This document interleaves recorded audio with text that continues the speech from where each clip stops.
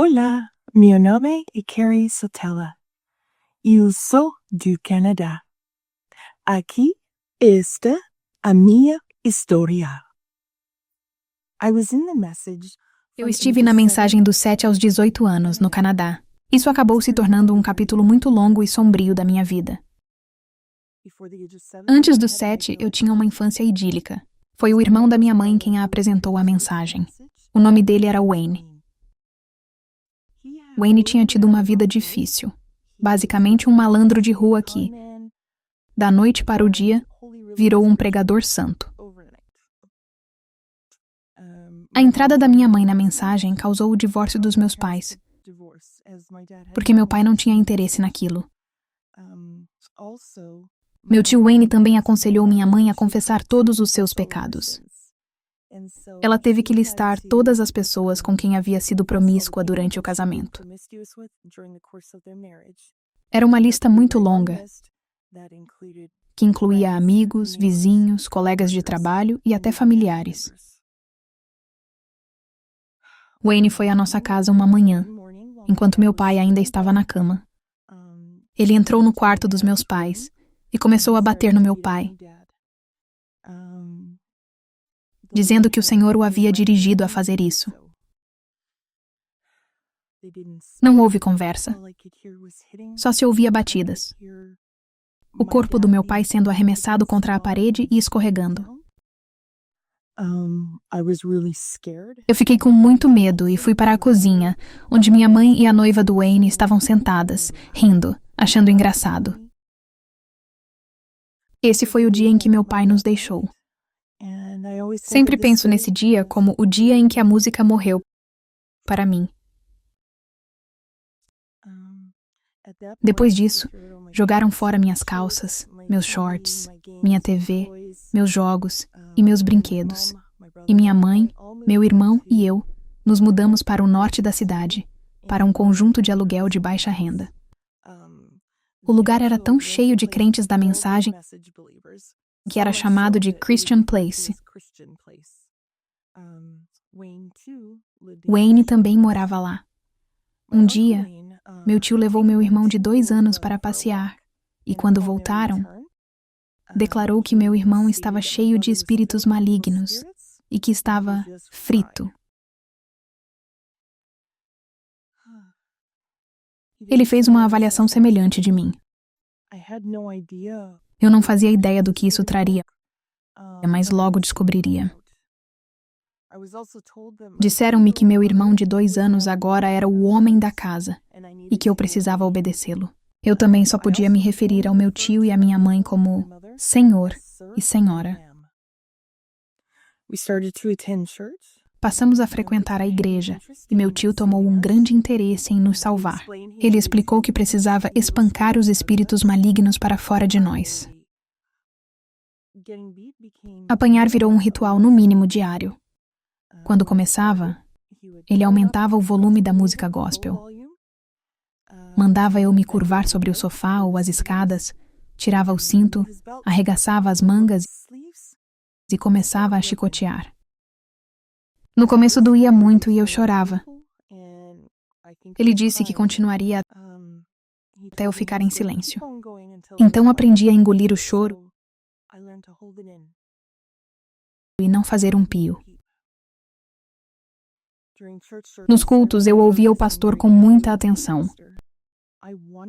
Eu queria ser uma pessoa boa e estar no caminho do bem. Lembro do ministro falando que a Igreja Católica era má, e eu soube na hora que aquilo não era legítimo. Quem precisa rebaixar outra religião não é de Deus. Um bom produto se vende sozinho. Você não deveria menosprezar e excomungar as crenças dos outros para mostrar que sua religião é verdadeira. Eu ouvia diretamente os ensinos de William Branham, que tocavam o tempo todo. Custava-me acreditar que pessoas boas, maravilhosas e amorosas seguiam as previsões, profecias e ensinamentos desse profeta autodidata, aparentemente humilde, mas autoproclamado. Eu observava todos na igreja chorando, balançando o corpo, bradando Aleluia, Jesus. Se havia uma revelação ali, eu não a tinha. Pregavam que o irmão Branham havia previsto o arrebatamento. A primeira data de que me lembro foi 1985. Quando não aconteceu, todo ano aparecia uma nova justificativa. Estamos usando o calendário gregoriano e o irmão Branham usava o judaico.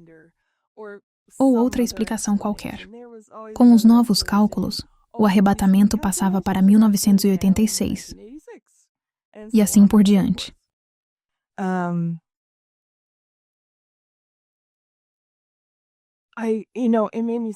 Isso me entristecia porque as pessoas viviam como se não houvesse amanhã. Não se preocupavam com estudo ou bons empregos, porque qual o sentido se o mundo vai acabar? E viviam em constante pânico quando não conseguiam falar com alguém pelo telefone.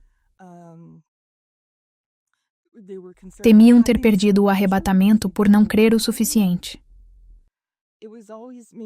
Sempre me doía ver como os ensinamentos deixavam tantos crentes genuínos oprimidos e ansiosos. As surras aumentaram e eu lutava para suportar. Nunca sabia quando viriam. Manhã, tarde ou madrugada.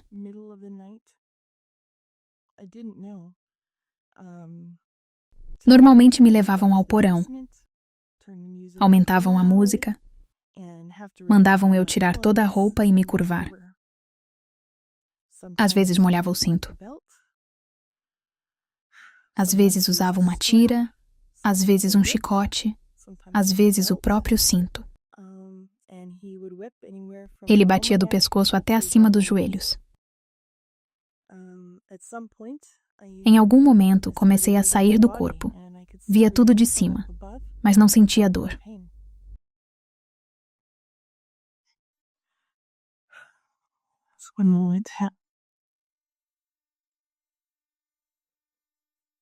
One night,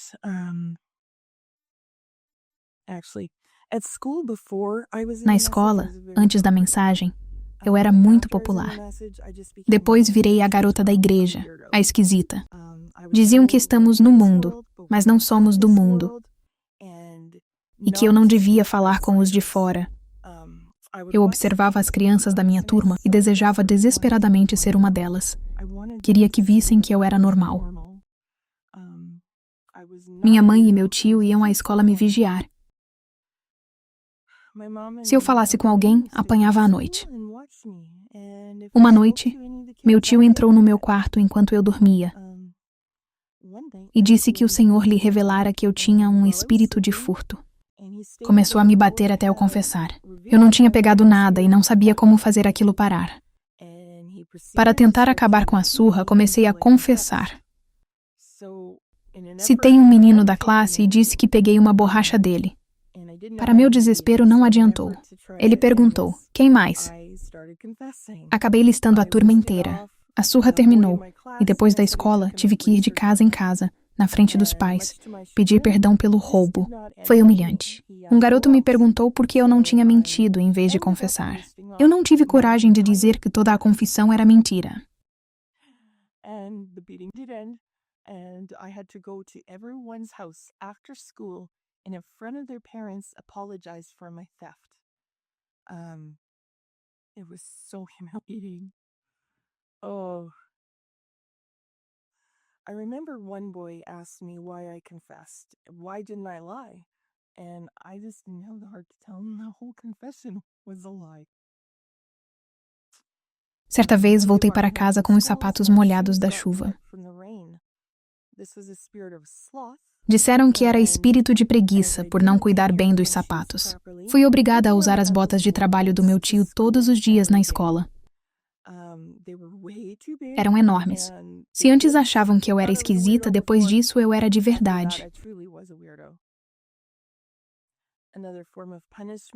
Outra punição nos fins de semana Era me fazer ajoelhar por horas sobre grelhas metálicas de aquecimento, com 2 enciclopédias erguidas sobre a cabeça. Quando os braços cansavam e eu abaixava os livros, levava chicotadas nas costas e os joelhos queimavam de dor. Eu orava diariamente por uma saída.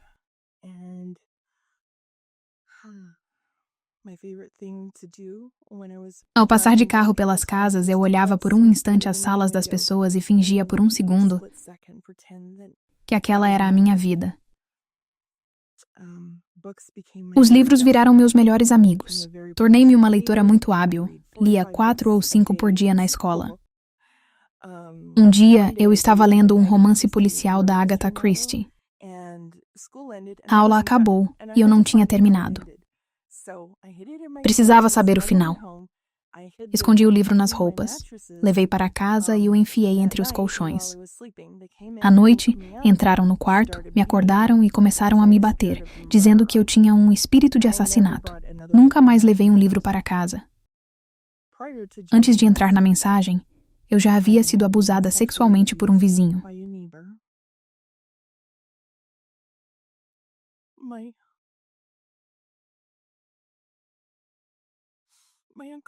Meu tio disse que, por causa disso, eu tinha o espírito de pedofilia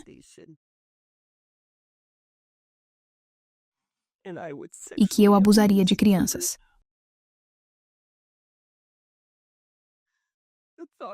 A partir daí, não me deixavam sozinha com crianças. Eu vivia ansiosa.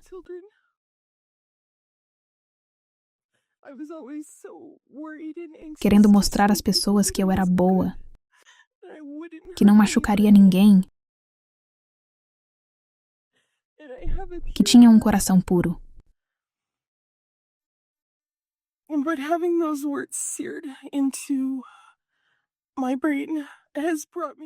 Ter essas palavras gravadas no cérebro me trouxe muitos momentos de imensa tristeza.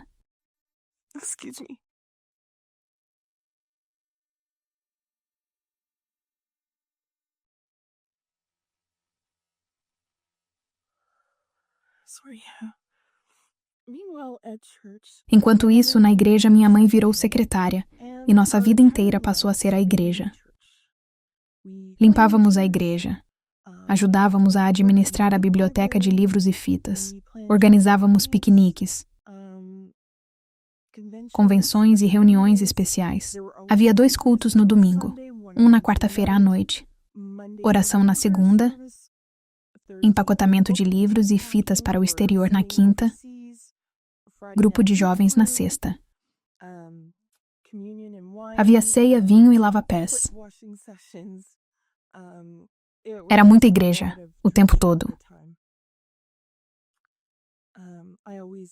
Eu ouvia atentamente e debatia as palavras do pastor na minha cabeça.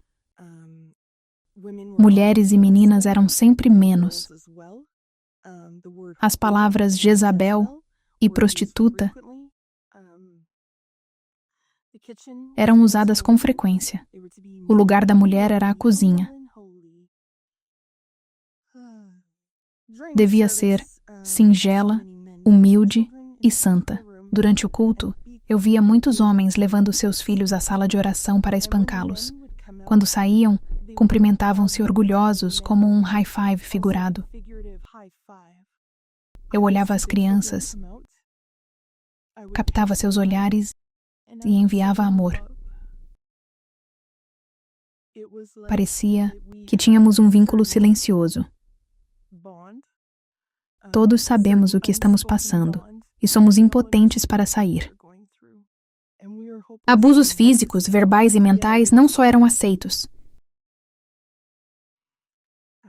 eram incentivados e celebrados. Eu também detestava a atitude de muitos crentes de se acharem melhores e mais santos.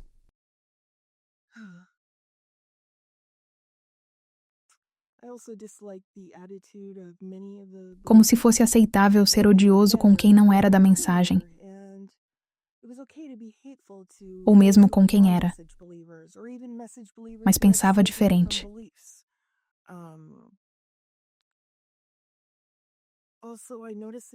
Muitas vezes riam da desgraça alheia. Acredito firmemente que as ações revelam quem a pessoa é. Se isso é cristianismo, então não.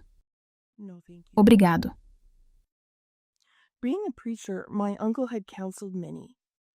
Como pregador, meu tio aconselhava muita gente. Era triste ver as pessoas acreditando nele. Ele falava bem.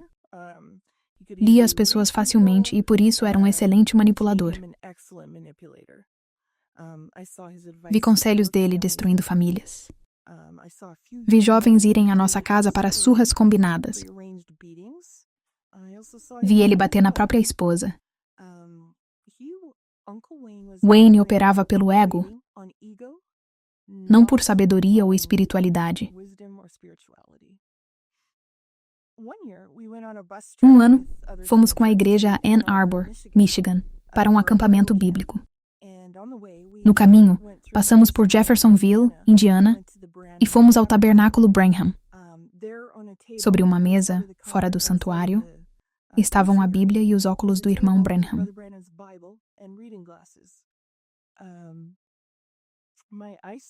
Minha visão era péssima e me mandaram pôr os óculos, pois Deus curaria meus olhos. Coloquei e fiquei totalmente cega. Não via nada. Mas eu temia que dissessem que eu tinha espírito de incredulidade. Então disse que estava enxergando. Pelos 2 anos seguintes, tudo foi um borrão. Eu quase não via. Ao conversar, eu escutava o tom de voz e imaginava a expressão da pessoa para tentar responder de modo apropriado. Na escola, eu precisava pegar os cadernos de colegas para copiar o que estava no quadro. Minha atividade favorita desde que nasci é nadar. Eu amo nadar. Mas depois de entrar na mensagem, eu não podia mais. Meu irmão e os rapazes podiam. Mulheres, não. No acampamento de Ann Arbor, havia piscina e lago. Eu estava desesperada para entrar em qualquer um dos dois. Senti-me como um peixe fora d'água. Pedi para ser batizada e fui uma das primeiras.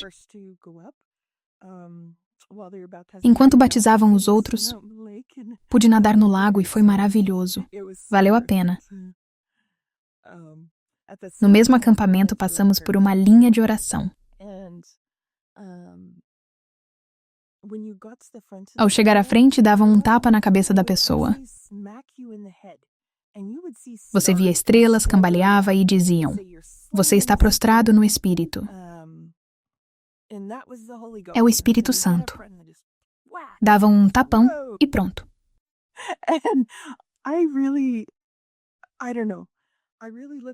Eu olhava ao redor e me perguntava: as pessoas realmente acham que isso é o Espírito Santo? Todos achavam que a viagem tinha sido uma grande revelação para mim. Batismo, milagre, da visão curada. A realidade é que eu estava quase cega, mas feliz por ter viajado e nadado. Um dia meu tio estava em casa para o jantar. Eu varria o chão, tentando cobrir cada centímetro porque eu não enxergava direito. Deixei um ponto sem varrer. Ele me deu um tapa no rosto. Eu cambaleei. A porta do porão estava aberta. E caí a escada inteira de madeira até o cimento. As 2 joelheiras saíram do lugar. A dor era indescritível.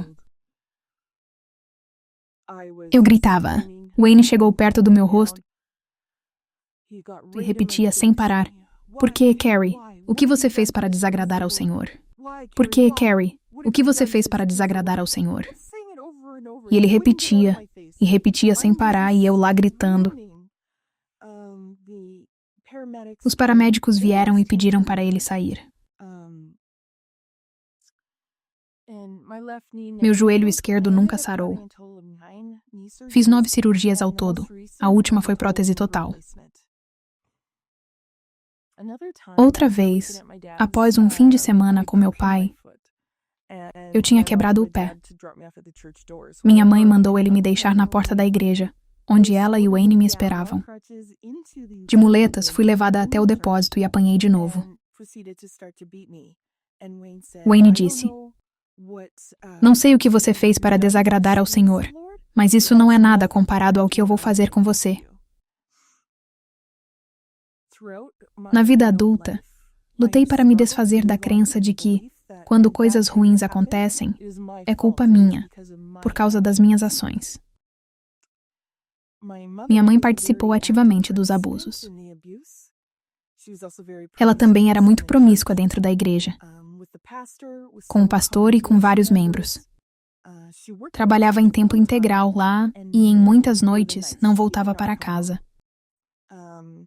A mensagem não permitia que ela se casasse de novo, mas parecia tudo bem ela ser uma concubina. Um diácono casado e com 5 filhos ligava e a perseguia. Eles tinham tido um caso, e ele achava que eram almas gêmeas.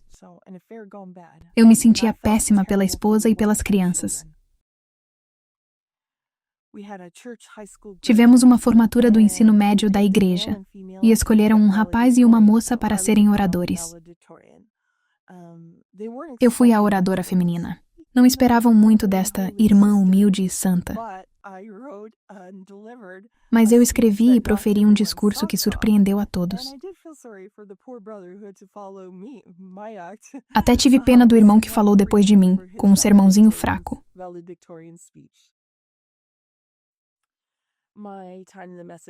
Meu tempo na mensagem terminou quando completei 18 anos.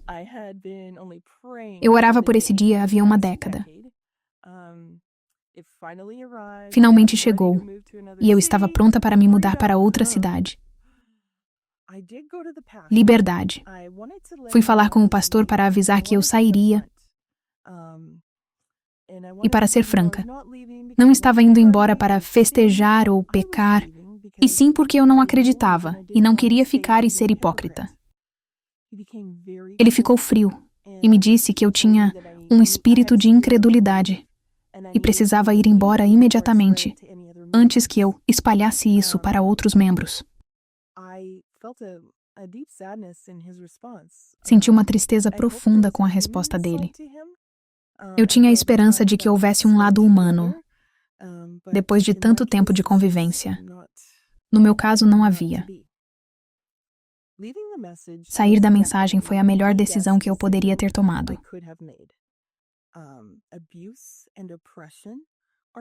Abuso e opressão não são de Deus.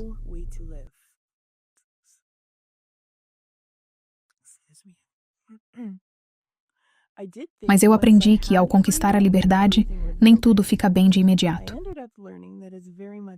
É uma jornada de cura, de autoconhecimento,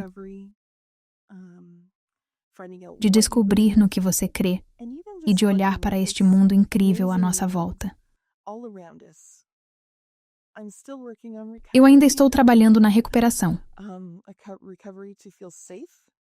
para me sentir segura e digna de amor e felicidade. Já se passaram 27 anos desde que deixei a igreja, e sou verdadeiramente grata por ter encontrado amor e paz no meu coração. Que Deus abençoe a todos. Desejo luz e amor na jornada de vocês. Obrigada por me ouvirem.